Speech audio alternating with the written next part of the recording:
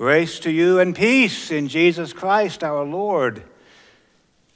Let us pray. Lord God, we thank you for this morning. We thank you for the darkness of the night and the brightness of the day. We thank you for our cathedral Evensong, which often begins with the words from the prophet Amos, "Seek him who made the Pleiades and Orion." We gather and pray in the name of God, our Creator and the Creator of all the universe. Amen. We gather in the name of the Creator of all the universe. And from Amos chapter 5, verse 8, one of the opening sentences of our evening prayer service is that verse, "Seek him who made the Pleiades and Orion." How many of you have ever seen Orion? Do you know where it is in that slide? It's very difficult to see. Orion is down in the lower. There's 3 belt. There's his little dagger. There are his head and knee. Anybody see Pleiades up there? The constellation Pleiades. Pleiades is also known as the 7 sisters. That's it up there. I took this image back in November, and guess what that is? Jupiter. You're right. That's Jupiter. We are on our way. What do you see when you look up into the sky? What do you see when you look into the heavens? Some of you already know that I'm kind of an amateur astronomer, a stargazer, really, which I've loved the night sky since I was born. And so today's presentation is about looking at the stars, a focus on Orion. On January 17th, 1994, how many of you were alive in 1994? At 4:31 a.m., 4:31 in the morning, an earthquake struck Los Angeles. At the time, it would be the costliest earthquake in United States history, and it sadly caused fatalities. But it also triggered a different kind of anxiety, an incident that many stargazers, such as myself, have heard about for a long, long time. The earthquake would become known as the Northridge earthquake. Anybody remember the Northridge earthquake? Some of you may have been there. It caused a massive power blackout across Los Angeles. With most of the city without power, an eerie thing happened. People looked up into the sky and saw things they had never seen before. The lights were out. There were no street lights or security lights or warehouse lights. People saw a different world. In fact, it's debated what the panicked people actually did. Some of the media, including PBS, Public Broadcasting, said that they called 911.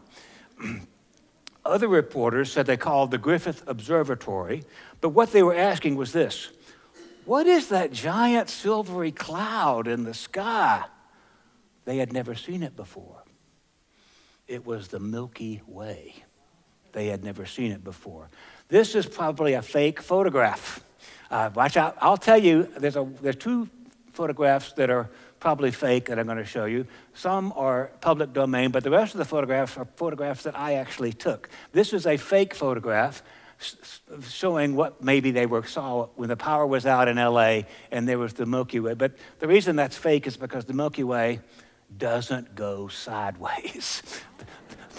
The Milky Way goes up.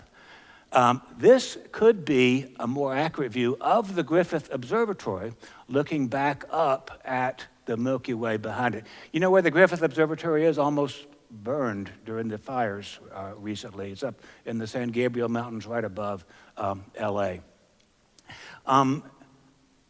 This is also a slide of the Milky Way. This is from the little cabin where I go to in the summertime.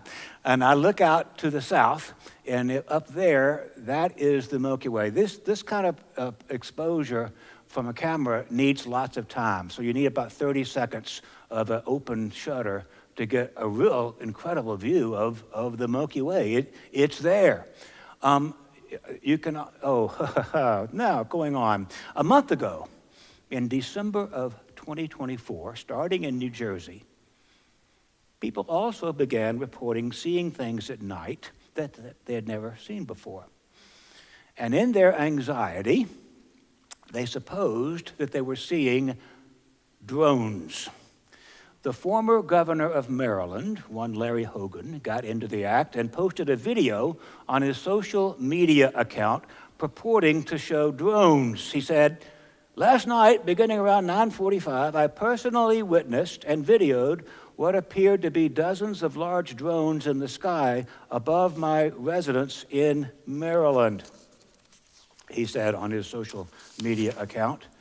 Astronomers were more serious than I, watched the video. They knew immediately what Larry Hogan was seeing, and they posted this still from his video.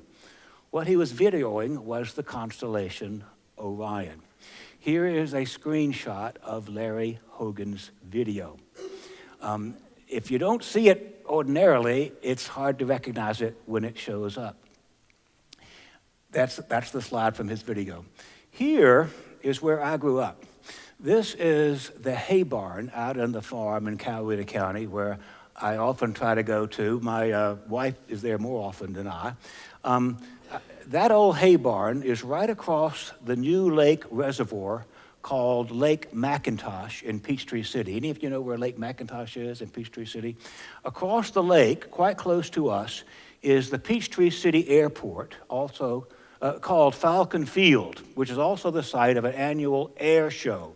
Every year, my family gathers at our hay barn, which is on the approach, which is where an airplane approaches the airport, to Falcon Field. And every year, we watch the air show from the approach right above our hay barn, and we see the most amazing aircraft flying right over our heads. Let's see if we see it.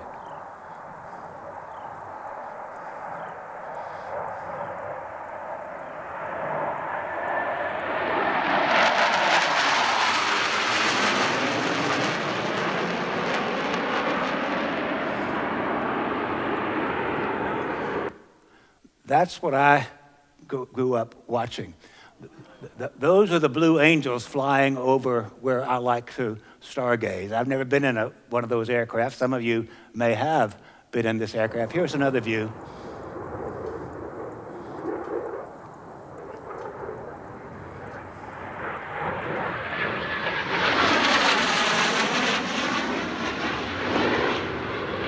If any of you want to come down to Coweta County during the Peachtree City Air Show, call me up, because we can get pictures like this of these amazing hornets going right over our heads. Look up into the skies and you see amazing things. This is also the pasture that I grew up looking out west every night. Today, we're going to focus on what you can see at night. We're going to focus on Orion. I learned the beauty since I was a boy of pausing at night, linger with the stars, and with the right amount of time, it's amazing what you can see. I've just showed you the Milky Way over a lake in Canada. Here's what you also see in Canada. This is the Northern Lights, the Aurora Borealis. We'll talk more about what that means later. Did you read the news back in October with the sunspots and all that the Northern Lights were going to be seen here in Atlanta? I got out in the middle of Peachtree Street at 4 a.m. You can often come and stand in the street at 4 a.m. There's nobody there. The lights go off in Atlanta about 1 or 2 o'clock in the morning. And if you want to see night sky, go out at 4 o'clock. But watch out for the traffic. So I went out. I couldn't see the Northern Lights from Atlanta, but I did see the Northern Lights from my farm in Coweta County. This is a very faint sense. That's the Aurora Borealis in Coweta County. Down in October, it was an amazing, amazing thing. Last fall, I was fortunate enough to be at a wedding down at Sea Island. I was at the wedding dinner at this place called the Cloister. Many of y'all have been to the Cloister. I said, excuse me, I got to go out because the comet was coming over. Any of y'all see the comet? Well, if you had stepped outside the Cloister on October, what day was it? There it is. That's looking back toward the west when comet A2023, the Tucson comet, was coming over. I took that picture with an iPhone. You have to hold the thing really still. And then, if you're lucky, you get it later, and you can blow it up. That was the comet. But your iPhone has an amazing ability to take a 3-second photograph if you're very still. And if you take a pause and leave the dinner party and go take a picture of it. But you've got to be out at night. You can't be blinding yourself with too many lights. And again, that's the camera I put on a tripod to see things over the pasture where I grew up. But this presentation is about taking the time to focus especially on Orion. Amazingly, again, if you take the time, you can see the great constellation Orion. This is the cathedral at 7:02 a.m., October 26th, in the year 2024. You may not be able to see it on this big thing up here. Can you see it look on the screens? The TV screens are better. But right above the tower of the cathedral, you can barely see it. You may have to take my word for it. But there's Orion right above the cathedral of St. Philip. But you have to get up early in the morning. Of course, the constellation Orion has been noticed and studied, imagined, long before there were telescopes and cameras. Before there was television to consume our evening hours, before there was the evening news to watch, before there were any lights at all, there were stars. And our ancestors spent the night not watching TV, but looking upwards, noticing and wondering the stars of the night. So the study of stars can give us a wonderful introduction to the mythologies and the stories of our ancestors. Here is the self-obsessed Cassiopeia. You know Cassiopeia, the upside-down queen? No, that's not her. There she is right there. We think of that as the big W, but it's really a throne. Cassiopeia is hanging upside down in the sky because she had chained her lovely daughter Andromeda to a rock. This is what our ancestors talked about at night. Cassiopeia, a very vain person, didn't like her Andromeda. She chained her daughter Andromeda to a rock. Where is Andromeda? There's poor Andromeda, right there, right next to Cassiopeia. Who is going to save Andromeda? Perseus is going to come, the hero in Greek mythology. He's right next to Cassiopeia, saving Andromeda. And we don't have in this slide what Perseus was riding on. What was he riding on? A horse with wings, Pegasus. So there's Pegasus over there. You can barely see Pegasus. But anyway, the stars were the lesson plan of how our ancestors told their mythological stories. And all the stars were right up there. There's Cepheus, the king of Cassiopeia, Perseus, the hero, Cetus, the sea beast. When you look at the stars, unfortunately, you don't get to see these little blue outlines of mythological creatures. You have to be imaginative. You have to see the stars, put them together in lines that create these incredible stories. Here's what was imagined about Orion. Orion actually spreads across the equator. Orion, this is a little bit technical here, but you can't see all the stars from the northern hemisphere, and you can't see all the stars from the southern hemisphere because our Earth rotates, right? And in the northern hemisphere, you only see stars, certain types of stars. In the southern hemisphere, you see a whole different set of stars, except for constellations like Orion, because it's right on the celestial equator. Whether you're in the northern hemisphere or the southern hemisphere, you see Orion. Here is how it works. If there is the Earth, there's the North Pole, there's the South Pole. When you're above the equator, you're seeing these stars. All of these stars are rotating around the North Pole. Cassiopeia, the Big Dipper, Ursa Major, Gemini, Virgo. Orion is way over here. And the story is that we don't see the Southern Cross. We can barely see Pisces sometimes.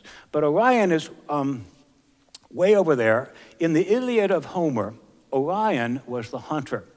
The constellation Canis Major, we don't see that here. Canis Major is his dog following him. We don't have that on that one. In the Odyssey, Odysseus sees Orion as the pinnacle of excellence in hunting. The word Orion comes from the early Greek, and it probably is similar to our word warrior. Also, Orion known as the warrior, Orion known as the hunter. The Astronomia, a lost work attributed to Hesiod, may have mentioned Orion. He was born of a god, a sea god at that. Orion could walk on the waves. He walked to the island of Chios, but excuse my language, he got drunk there and assaulted the daughter of Oenopion, who was the ruler there. In retribution, Oenopion blinded Orion and drove him off. He stumbled to Lemnos, where the god of iron and smiths was forging, Hephaestus. And Hephaestus had his servant Sidalion guide Orion to the farthest point in the east, where Helios, the sun, healed him. And so sometimes Orion is depicted carrying that servant Sidalion on his shoulders. Orion returned to get revenge on Oenopion, who had blinded him, but the king escaped. Orion went to Crete, where he hunted with the god Artemis and her mother Leto. And apparently, while he was hunting, Orion threatened to kill every beast on earth. The earth goddess, Gaia, didn't like that. And so Gaia sent a giant scorpion to kill Orion. The scorpion succeeded, killed Orion. The goddesses asked Zeus to place Orion among the constellations, way over here. Zeus did so. And as a memorial to Orion's death, what did Zeus do with the scorpion? Put the scorpion as far away as possible. We don't see him here, but the scorpion is way on the other side of the equator, so you rarely see Orion and the scorpion up at the same time. As soon as the scorpion comes up, Orion's fleeing off the west. So went the mythology about how to put all that together. Scorpius, the scorpion, is right below Sagittarius. Sagittarius is the teapot, but Scorpius is right behind it, right beside it. You don't see it in this version. Here are some of the early drawings of Orion. This is from 1603, the Uranometria. Here's Orion, the great warrior, and those are his 3 stars of his belt, and then right below his belt is his sword or dagger. That's the dagger there. That's the dagger they're talking about. And you see 1 star here and 1 star here that we'll get to in a second. Here it is again. This is easy. Now you can see there's 3 stars on his belt, the smudge of his dagger. Rigel is down there. Betelgeuse is up there. So there's 1, 2, there's his belt, that's his dagger. When you look at the stars, you don't see this kind of color, and you don't see a club, but you have to imagine that Orion is up there. There he is again. Here is a better view of what we're talking about. That is going to be Orion's belt. Betelgeuse up toward his head, little club up there. Down here at his foot or knee is Rigel. There's the bow he's using above the star Bellatrix. We'll get to this magnificent thing in a second. Now, have you seen Orion? Seek him who made the Pleiades and Orion. If you really want to get some information, look at the astronomy charts, and they have all kind of goodies about, there's Betelgeuse again, Rigel down here. There's the 3 stars of his belt, Mintaka, Alnilam, Alnitek, and there's the Orion Nebula, which we'll get to in a second. Here is an excellent picture. This is one of the pictures that I did not take, but I like it because it's got better color in it. This is from Stardate magazine. Most of you know that constellations, what we see up there, contain stars that are not close together. We are seeing them from perspective, right? So if you want to know how far Orion is from us, you have to ask how far the individual stars are. So there's what we see from Earth. We see Orion, but the stars are all back here. Betelgeuse, 429 light years away. Rigel, 777 light years away.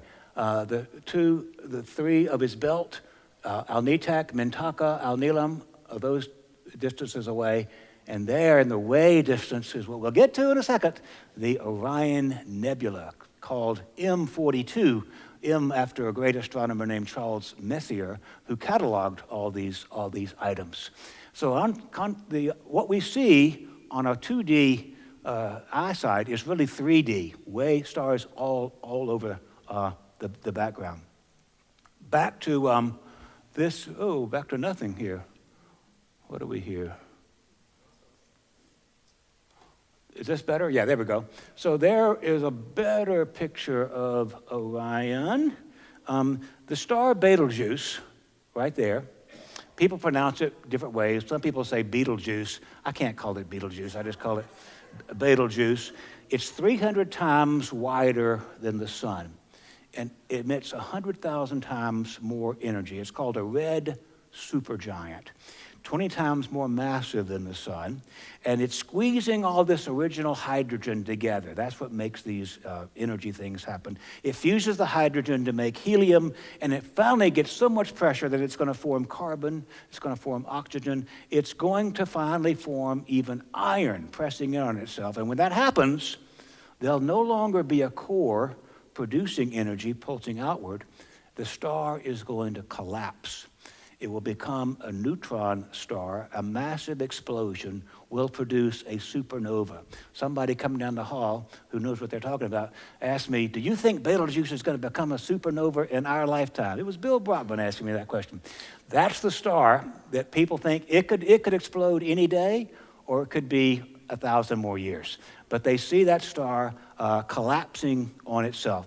It could be 100,000 years, but in astronomy time, that's not very long. At the opposite end of Betelgeuse is Rigel. Rigel is completely the opposite. As opposed to being red, what color is Rigel? Can you see the distinctions in color? Betelgeuse is a red supergiant. Rigel is blue. Those of you who know your chemistry, if you know a candle, what is hotter, red or blue? Blue is hotter. Your blue flame is always hotter than your red flame. So Rigel is a blue supergiant, much hotter than our sun, and it produces ultraviolet light. Betelgeuse produces ultra-red light. Sometimes if you go out at night, you'll see, just let your eyes adjust to the night, and you can see that Betelgeuse is redder than Rigel. Not all the stars are not white. They're not all the same color. They emit different colors according to how hot they are. The red, ultra-red, or infrared, or ultraviolet. The star Bellatrix up there, only 250 light years away. But let's seek Orion even more. Go deeper into Orion, and you see this little smudge here? There, up here, there's the three stars of the belt. There's Betelgeuse, there's Rigel. Do you see this? That's in the dagger. It looks like a smudge, right? Early astronomers thought it was a smudge. Telescopes and cameras get better and better, and so here's I took this picture of Orion over 120 seconds. That's an 120-second exposure of Orion, where you get a lot of Orion plus a lot of the background stars. But if you take a series of exposures for like 2 minutes each and then stack them together, and you focus on this little smudge, you get the famous Orion Nebula, M42. That is what Orion looks like if you look even closer at it. The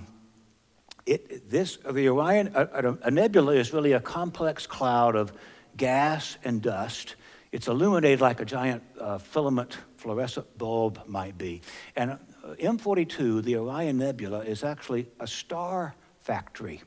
Part of that material in the nebula are collapsing and forming new stars, very, very young. The Hubble Space Telescope images reveal about 3,000 stars in the Orion Nebula. I don't have a picture of what the Hubble spacecraft did.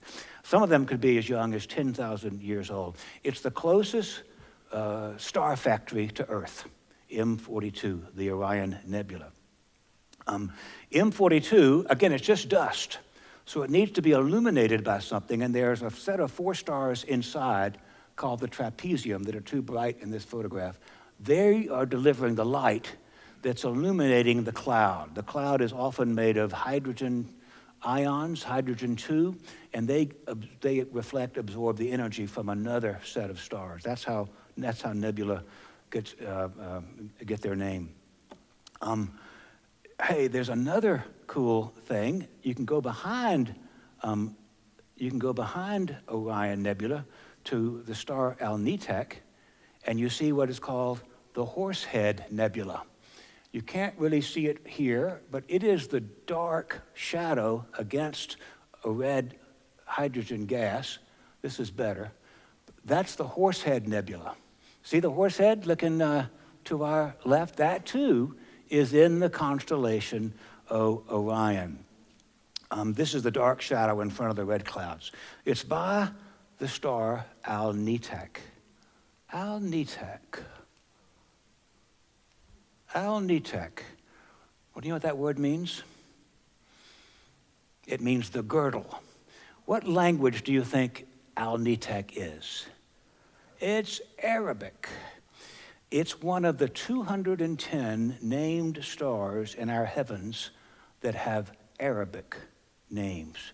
210 of our named stars are Arabic. Many of our most familiar stars have Arabic names. Betelgeuse, that I've been talking about, means arm of the giant.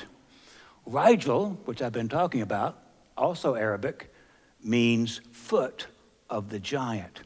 In other constellations, we have Vega, which is Arabic for the swooping of an eagle.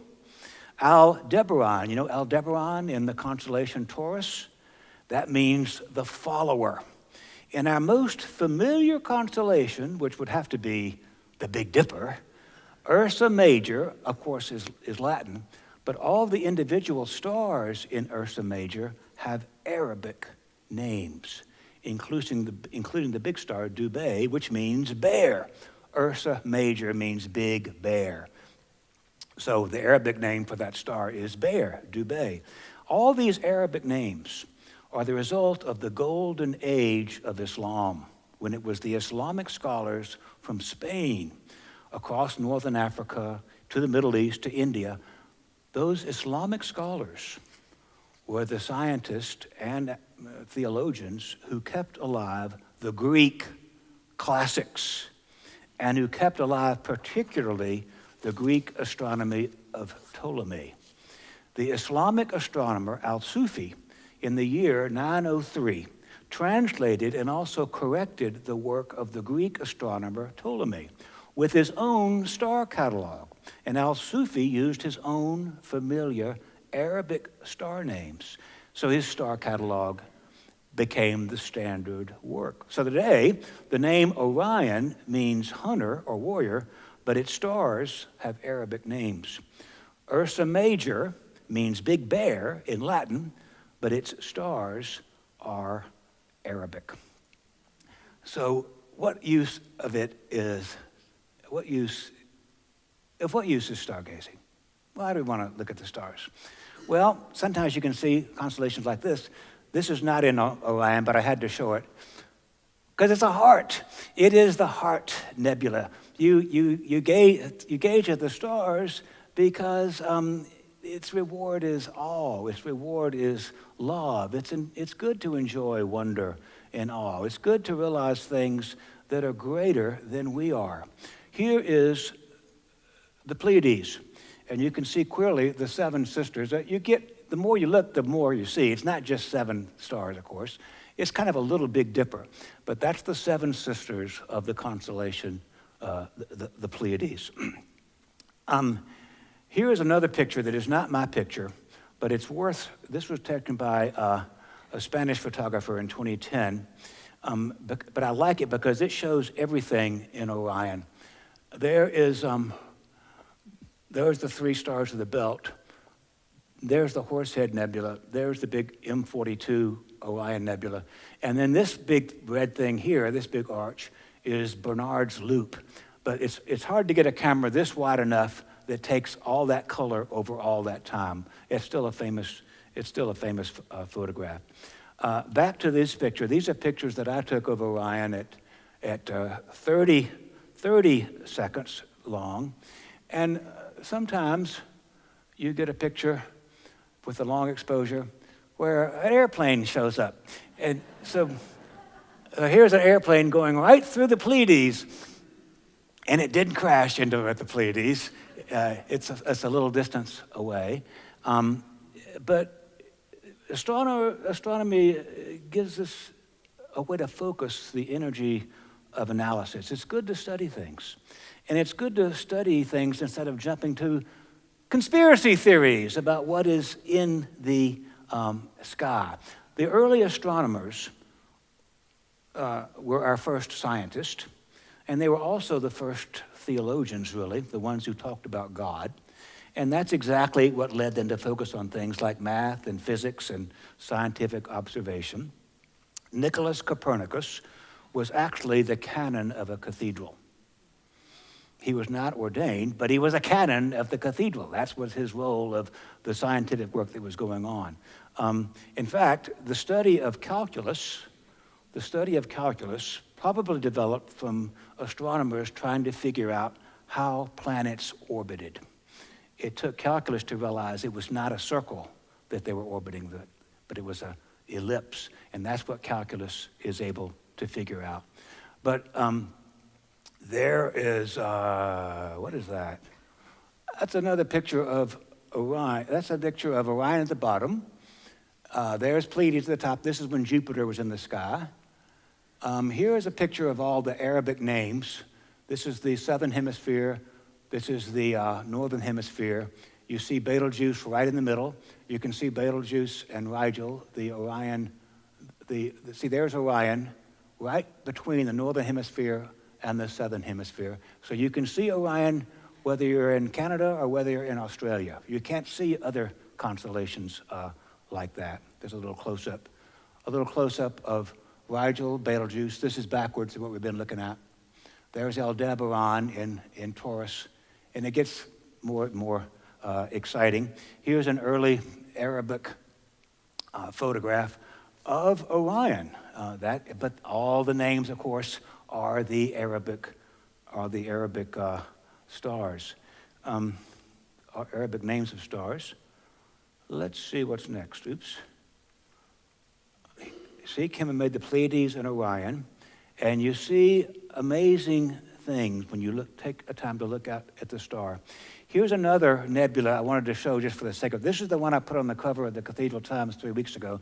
This is right outside the Orion constellation. This is the Rosette Nebula. If you see, there's what we've been looking at, Orion, Betelgeuse, Rigel. But if you look outside into another constellation, you get the Rosette Nebula, and that's what that is. That's the Rosette Nebula that I took about three months ago. And it does look like a flower petal kind of thing. If you look close enough, you're going to see things like the Orion Nebula, the Horsehead Nebula. Here's one I took that was kind of crooked, but here's the one I want to show you. Again, if you keep your eyes open long enough, over time, you can't see it in the big screen, but on the TV you can. Do you see Orion on the TV screens and see the trees below? And what do you see between Orion and the trees?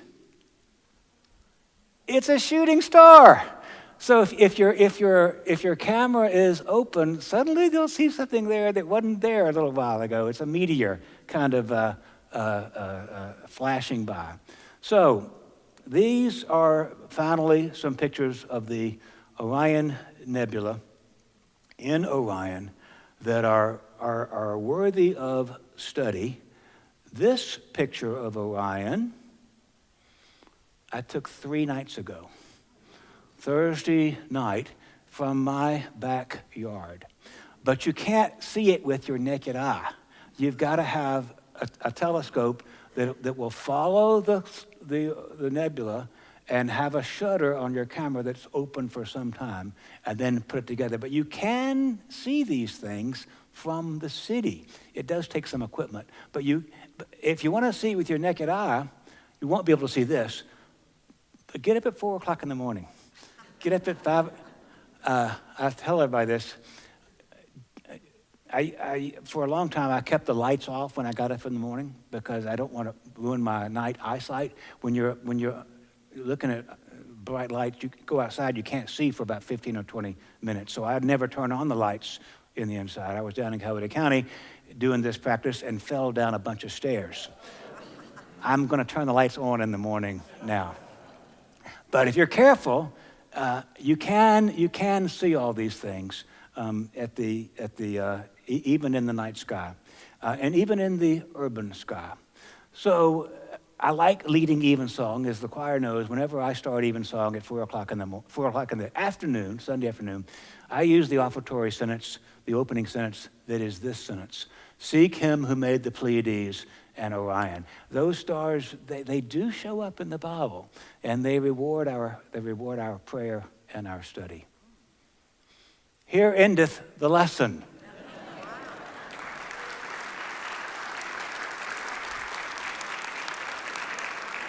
I've got some time for questions. Jack Huber has a question about fishing. No, it's not about fishing, but Sam, you really piqued my curiosity when you mentioned Betelgeuse and the implosion.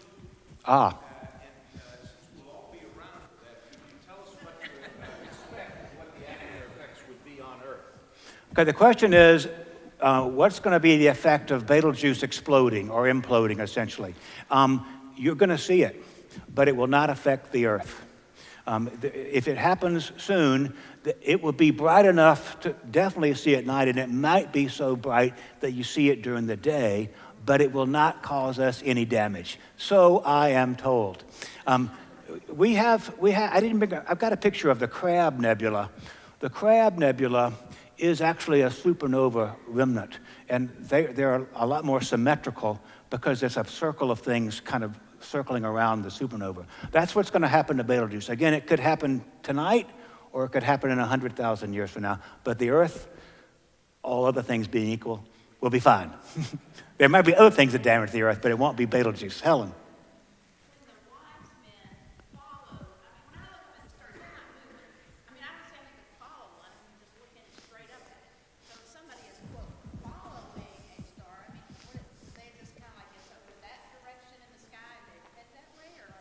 Helen has asked the magic question. This is the magic question of the Feast of the Epiphany. And some of you, Helen, you've probably read my report on this, but I won't bore you with it. But maybe I will since you asked the question. I do have an answer. The star that the wise men were following. You got to get out of your head the Christmas pageant star, where the little girl comes up, usually a girl, she stands up. Don't fall. And with a star. And where is it? It's right over you. You must be the one. No.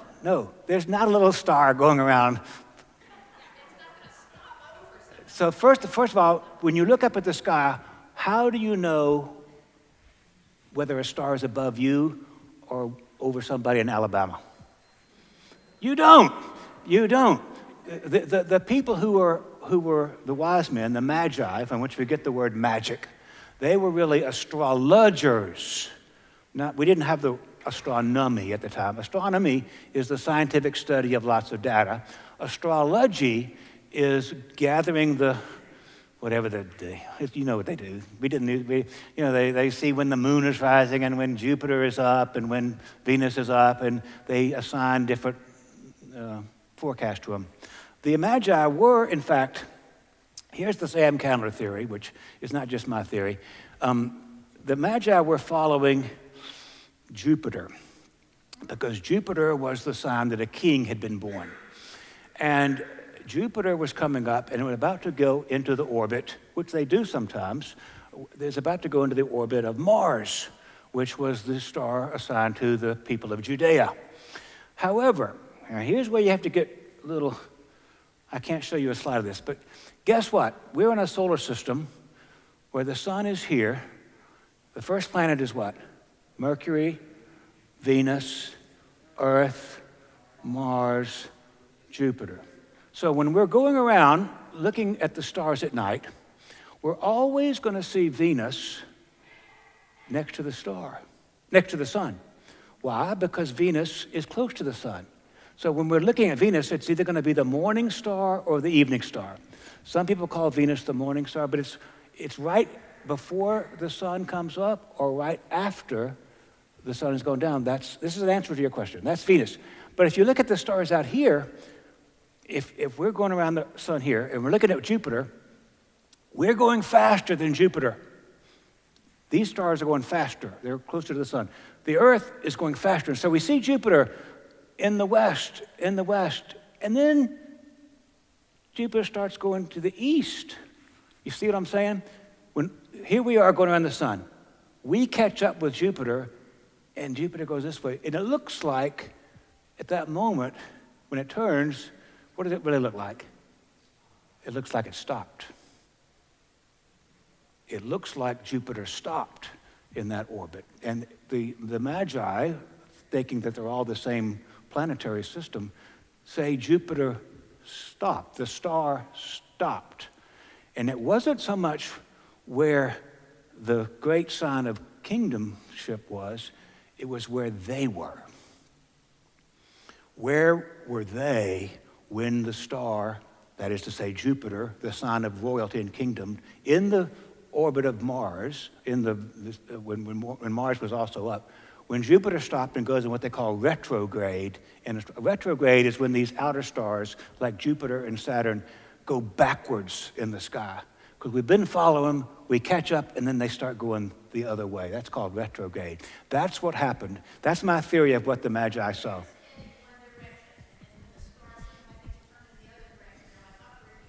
We're here.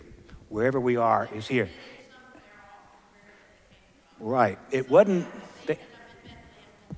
they weren't going to Canada because that's where the star was going to be. It's wherever they, and this is what I tell everybody. It doesn't matter where the Star of Bethlehem is. It's where you are.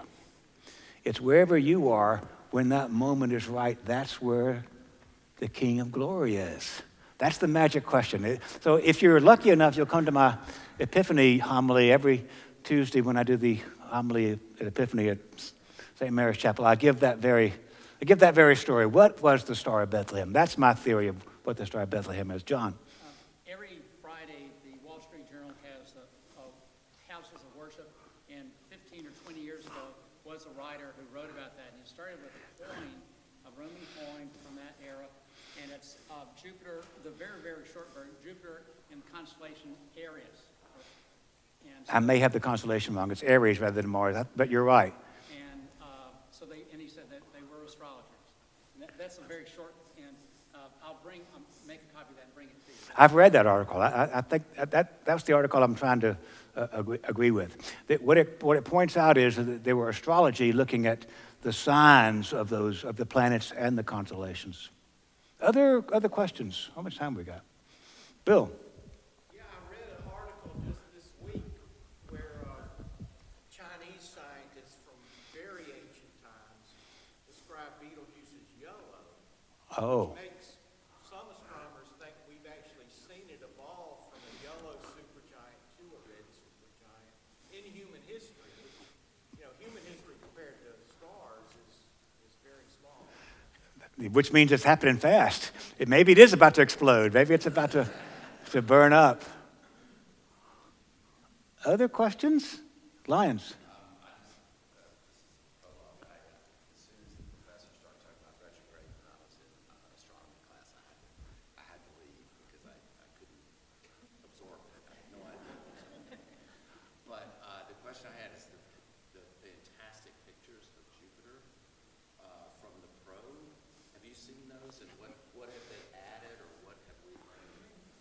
It's mind-blowing.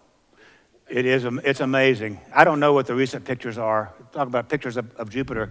What's amazing is, including my life here, but all of us, it's amazing the technology that's happened in the last 30 years. You couldn't get any of these pictures until 30 years ago, including the Hubble spacecraft. And then I did have some pictures of the James Webb Space Telescope. That is an amazing piece of equipment. And astronomy is really about gathering light. It's not about magnification. It's not about getting closer to the object. It's about getting more light in. And if your camera sensor has the ability to gather photons, you're going to see amazing details without it being a 200 power or 100 power telescope. That's why the wider telescopes are better than the ones that just are magnification. The wider telescopes, like the Sasebo down in Puerto Rico, they're huge arrays of mirrors that are gathering that light, and it's amazing what they're seeing. Okay, well, we'll have a part two at some other time. I'm glad to do this during the season of Epiphany. Seek him who made the Pleiades and Orion. Let us go forth in the name of Christ.